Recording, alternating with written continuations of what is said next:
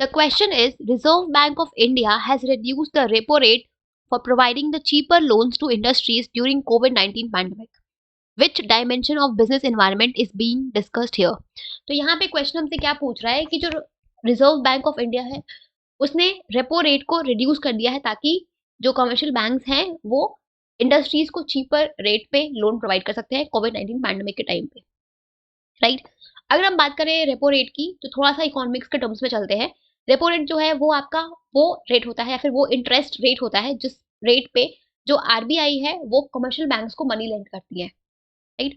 तो जब आरबीआई जो है वो उस रेपो रेट को रिड्यूस करती है तो इससे जो बैंक्स है जो कमर्शियल बैंक्स है वो इंडस्ट्रीज को चीपर रेट पे लोन प्रोवाइड कर पाएंगी, राइट। तो जब इससे क्या होगा तो ये जो आपका रेपो रेट है इसमें इसका इंक्रीज या डिक्रीज होना ये एक इकोनॉमिक फैक्टर है जो आपके बिजनेस को इम्पैक्ट करता है, राइट। ये रेपो रेट क्या है, ये एक इकोनॉमिक फैक्टर है जो आपके बिजनेस को इम्पैक्ट करता है। रेपो रेट कम हुआ तो मतलब जो आपके कमर्शियल बैंक्स हैं वो चीपर रेट पे इंडस्ट्रीज को फंड्स पैसे दे पाएंगी, तो बिजनेस के पास पैसे आएंगे तो वो गुड्स को बना पाएंगे, राइट।